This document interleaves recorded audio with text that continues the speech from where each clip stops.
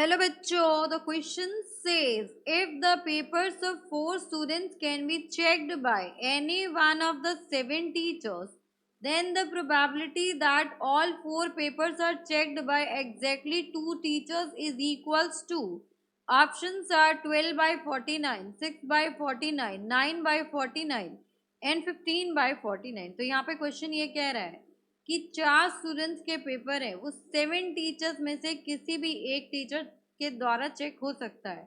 अब बोला गया है इस बात की प्रोबेबिलिटी बताइए कि 4 जो पेपर्स हैं वो चेक हुए एग्जैक्टली 2 ही टीचर्स है। दैट मीन्स चारों स्टूडेंट्स के पेपर सिर्फ 2 ही टीचर्स ने चेक किया है। इस बात की प्रोबेबिलिटी हमें बतानी है।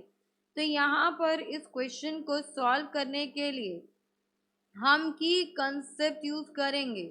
That is the probability that all the 4 papers are checked by exactly 2 teachers is given by probability of event is equals to favorable outcomes divided by total possible outcomes।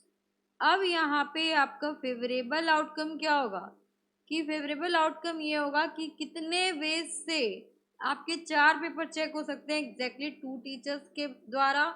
And total possible outcome होगा आपके पास कि total ये जो 4 paper है ये 7 teachers के through कितने veg में चेक हो सकता है। तो यहाँ पर आएगा आपके पास number of ways of checking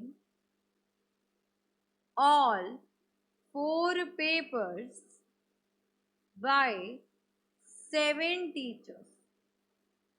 अब यहाँ पर देखिए पेपर 1 है, पेपर 2 है, पेपर 3 है, पेपर 4 है। पेपर 1 को इन 7 में से कोई भी एक टीचर चेक कर सकता है। पेपर 2 को 7 में से कोई भी टीचर चेक कर सकता है। पेपर 3 को भी, पेपर 4 को भी। तो यहाँ पर आ जाएगा आपके पास number of ways 7 into 7 into 7 that is equals to 7 raise to the power 4। तो ये हो गया आपके पास टोटल पॉसिबल आउटकम। अब नेक्स्ट आएगा आपके पास फेवरेबल आउटकम फाइंड आउट करते हैं। सो फेवरेबल आउटकम हो जाएगा आपके पास कि मेरे पास जो पेपर है P1, P2, P3, P4 ये चारों पेपर्स मेरे एग्जैक्टली 2 ही टीचर्स चेक करें। इस पेपर को चेक कितने वे में हो जाएगा? 2 वे में। ये भी, ये भी, ये भी, दोनों में से कोई भी टीचर चेक कर सकता है। तो ये हो गए आपके पास 2 raise to the power 4। But यहाँ पर 2 टीचर्स है T1 एंड T2। तो यहाँ पर 2 केस ऐसे आएंगे आपके पास कि ये जो चारों पेपर है वो या तो T1 चेक कर दे रहा है या फिर चारों पेपर ये T2 चेक कर दे रहा है। तो यहाँ पर आ गया आपके पास number of ways exactly 2 teachers will check the paper. Exactly 2 ही चेक करना चाहिए, ऐसा ना हो कि एक ही टीचर सारे पेपर्स को चेक कर दे। So exactly 2 teachers will check the paper. ये हो जाएगा आपके पास फेवरेबल आउटकम। अब यहाँ पर देखो 7 टीचर्स है, उसमें से सिलेक्ट कितना करना है हमें? 2 टीचर को। एंड कितने यहाँ पर फेवरेबल वेज हो जाएंगे? 2 रेज टू द पावर 4 हो जाएगा। माइनस इसमें 2 केस ऐसा होगा कि या तो T1 ही चेक कर दे रहा होगा या फिर T2 चेक कर दे रहा होगा। तो यहाँ से वैल्यू कितनी आ जाएगी? 2 raise to the power 4 is 16, 16 minus 2 that will be 14। तो ये हो गया आपके पास 7C2 इंटू 14। अब यहाँ पर हो जाएगा आपके पास probability of event will be equals to 7C2 into 14 upon 7 raise to the power 4। इसको सॉल्व करेंगे तो ये हो जाएगा आपके पास 7 factorial, 7 minus 2 is 5 factorial into 2 factorial into 14 upon 7 into 7 into 7 square हो जाएगा।